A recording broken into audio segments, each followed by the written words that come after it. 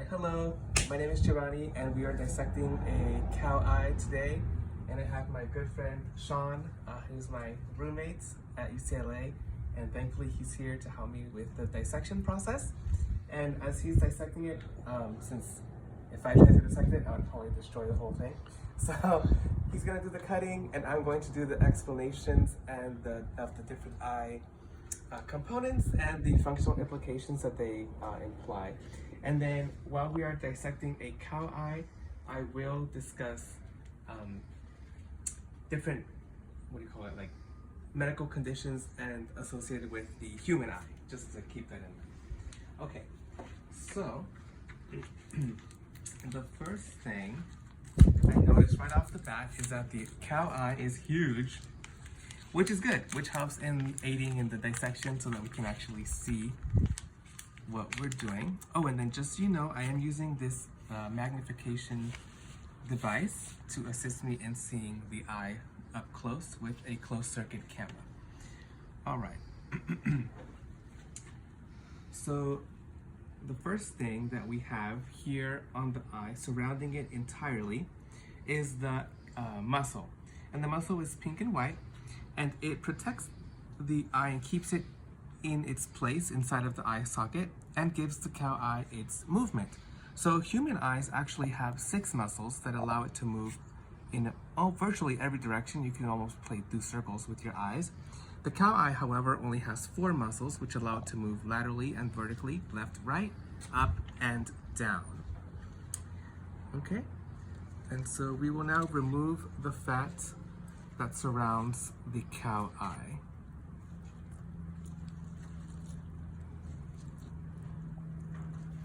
It's a little more solid than the one in the video. Oh. Maybe I should have popped it in the microwave.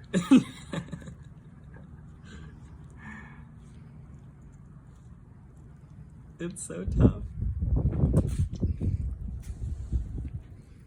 Do you need a bigger scissors? Might be able to. Agarra las tijeras de allá, ¿Cuál es? de las que usamos para cortar papel. ¿Papel? Do you Ahí think? va, ahí va. Oh, okay, okay. Slowly, slowly. Ew, it does smell. Ugh. Reminds me of Las máscaras se fueron allá. 7th grade. Yes. Formaldehyde.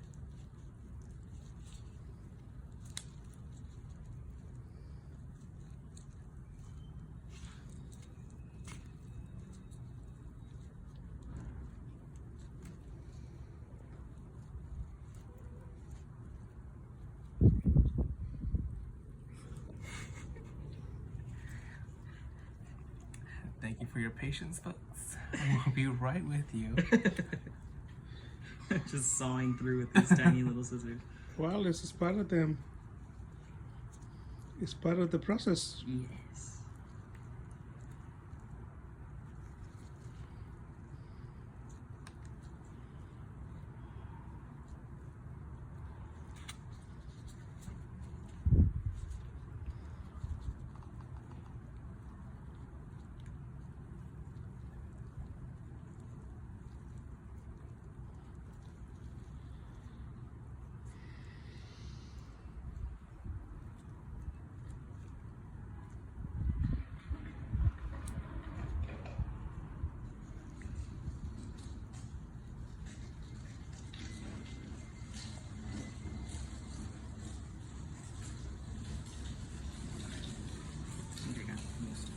Oh, okay.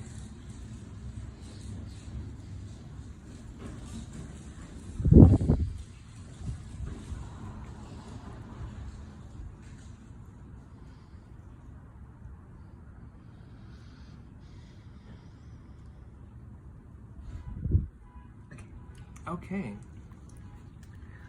So, looking at the eyeball this way here, this part, and if I place it under my handy dandy video magnifier, looks to me like it is the cornea. And the cornea is a protective layer of the eye that allows light to enter. It's clear. And it also refracts light as it enters. Now, any kind of abrasion or corneal scarring or irregularity in its shape would cause distortion in vision, poor acuity, or even, what's it called? Astigmatism. So let's go ahead and remove the cornea, and it feels a little hard, I guess, like a little bit. Makes sense since it's supposed to protect the eye. And as he cuts through the cornea, we may have some aqueous humor come out. And the aqueous humor is a liquid that helps maintain the shape of the eye with its the globe shape.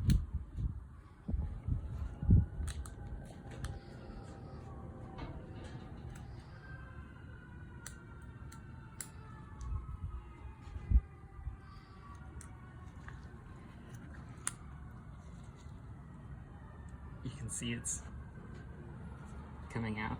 Oh, the goop? Yeah, the goop. Oh, there it is. Yeah. The aqueous humor, everybody. And almost like a water balloon, it's going to lose its shape. This would be easier with a scalpel, I think. These scissors are not very sharp.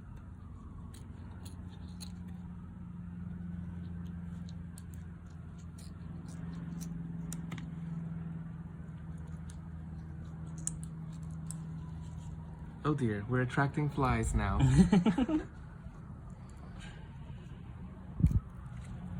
Okay.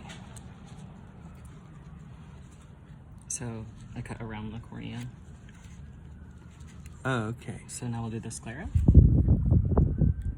Okay, so the cornea is out, and looking at the eye, I can see inside there is a white portion, and the white portion of the eye is known as the sclera. And as we move forward with the dissection, we will move into the iris of the eye. Oh, I have to cut all the fat off, huh? Probably.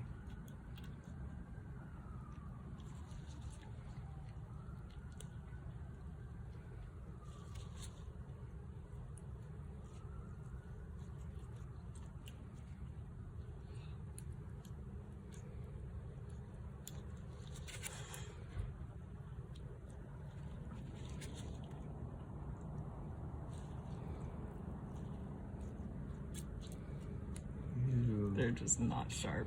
It's so hard. Please cut.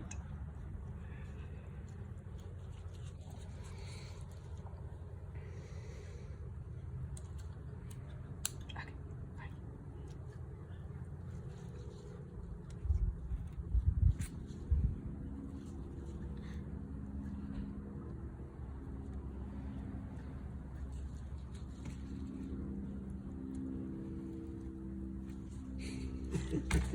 Oh no. Okay. Go around. Hey, they need to do this business serious, you know? Don't play with them.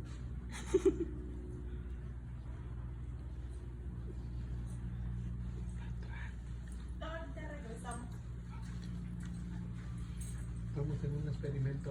I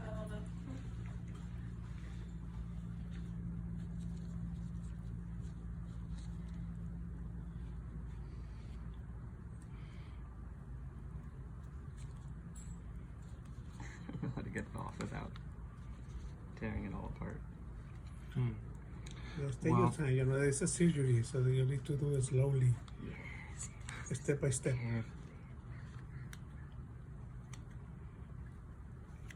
So while he continues the dissection, I'll give some information regarding to the iris. The iris is actually a muscle of the eye, which gives the pupil the ability to contract and expand depending on light conditions.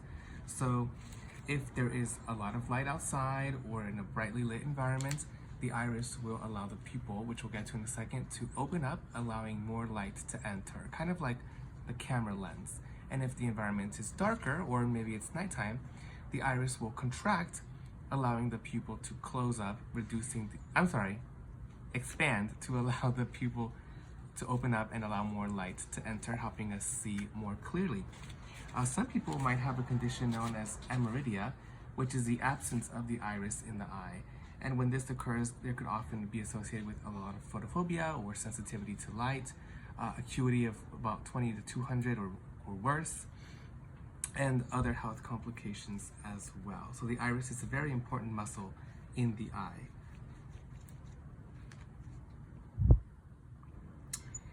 And fun fact, the iris is also where you get your eye color from.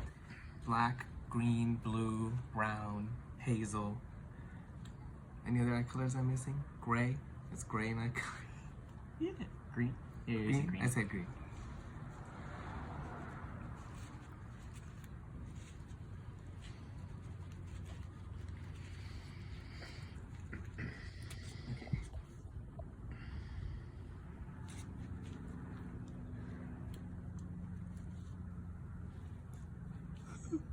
It's coming along. Just taking time.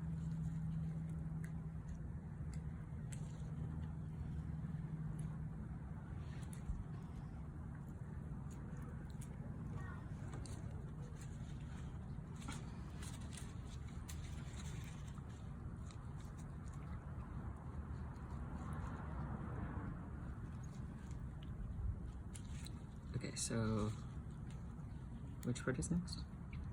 So I already discussed the iris. Iris, So the iris would be, So kind of see see, the black part around. ew. Let me turn this on again. Oh, that's okay. Carambas. There we go. Oh yeah, so the iris is the part here that encircles the pupil, which is the little dot. The little dot in the middle where light enters towards the back of the eye. Okay.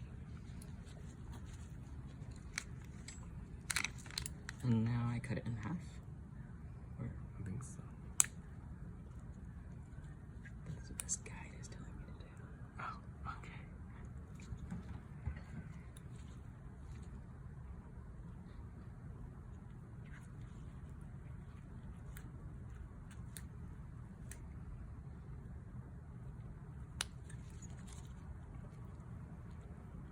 Here's the lens coming out. Okay.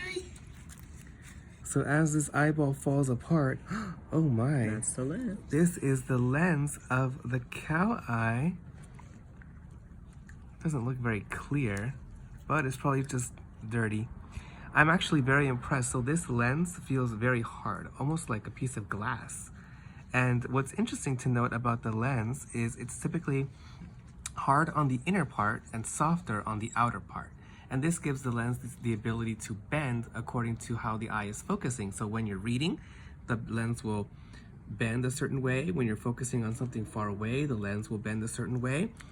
And it allows us to see. And oftentimes as you get older, if you develop cataracts, the lens will be removed and replaced with an artificial lens that does not have the same abilities to bend, meaning that most people will have to use glasses with bifocals to assist in the focusing of distance and far viewing. Oh, what happened? Am I dripping it? Okay. No, es que lo tienes tapado, no se mira. Estás hablando, pero lo tienes con los dedos. Oh, sorry. Yeah. And also, the lens, as light enters through the lens, it gets focused again and is actually upside down. It's actually upside down, but then the retina, which we'll get to in a bit, will reinterpret the imagery and turn it right side up for us. Okay, we'll just put the lens right here. There we go. Okay, so we got more vitreous humor here. So now we're reaching the vitreous humor, which is the liquid composed of water and protein. And the vitreous humor helps give the eye its shape. And it also, most significantly, holds the retina against the back wall of the eye, which is very important since the retina is arguably one of the most important components of the eye.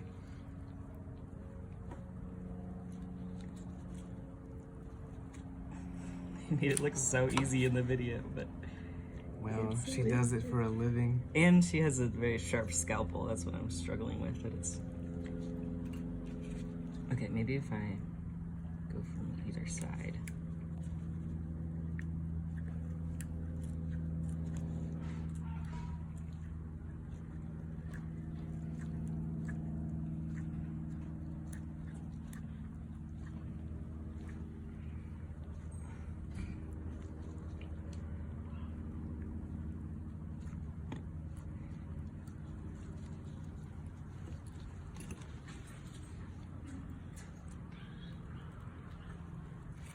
I'm just gonna try to tear it a little bit so you can see.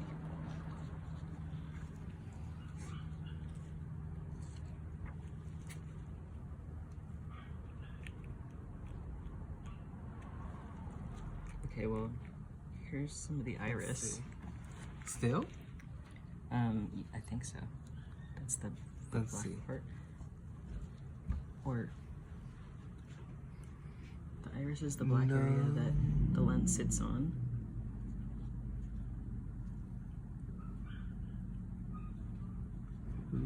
Oh, I see. I think I was supposed to cut it. Sorry. This way.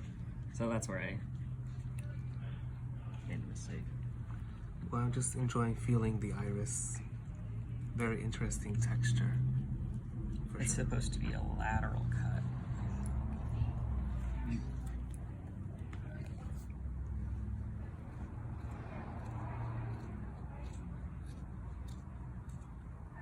That makes more sense because it's definitely easier. Yeah. More. So here comes more vitreous humor coming out.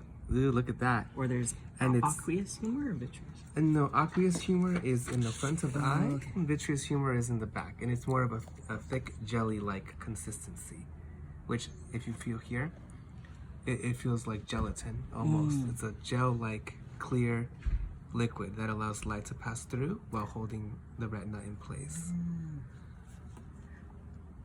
Okay. I think I might have messed up the iris That's okay. with the. We Okay, so the iris and the pupil we already talked about. yeah. So we're reaching towards the retina now, Okay. which should be in the back. Yes, and that's the one that's got some. It's kind of iridescent, like how they were talking about how it reflects. Oh, off the the back of the eye. Is that- iridescentness, the tapetum. Oh, okay, The tapetum is all the way in the back, got it. but Okay, yeah. so the retina. What's the next page?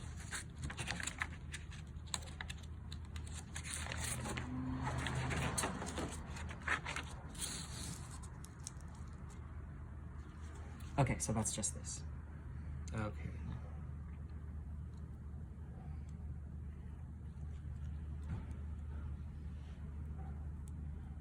So do you want to talk about the retina? Oh yes. Bl- So as we blind pull spot? the retina out, the retina is the part. It's a thin tissue that sits in the very back of the eye, and it is composed of millions of cells known as cones and rods. There are about 6 million cones in the human eye, and they are responsible for the ability to see color and fine detail, and about 120 to 130 million rods, which allow us to see light and perceive motion. And if you have conditions like cone dystrophy or retinitis pigmentosa, it may start to affect your ability to see color and acuity as well. And so the retina, when folded or wrinkled, if that becomes prevalent, would cause vision to be distorted. And it is attached by a single point to the back of the eye. And where that point is, where it attaches, is the natural blind spot. Cool. And the retina, just so we kind of finish off here, the retina becomes the optic nerve, and the optic nerve is the kind of passageway that carries the electrical impulses created by the light in the retina that are passed through the optic nerve with the fibers that are then interpreted by the brain that gives us the imagery that we see on a daily basis. In the very back, we kind of touched on it earlier a little bit, the tapetum. The tapetum is in the very back, and it is the color of the back of the eye is lighter. It's not black like the human eye is, because the human eye helps to absorb light. But cows' eyes have a lighter colored back, which allow light to reflect out of the eye, giving them greater visibility in nightly conditions. Okay, I think that's everything. Thank you for joining us on this eyeball dissection. I'll be turning in my resume for the exploratorium, so look out for that. And props to my dad for being the cameraman. And all right. Yeah, sorry for the hack job, but that's not his fault. That's on me. Yeah. All right, let's go have some steak.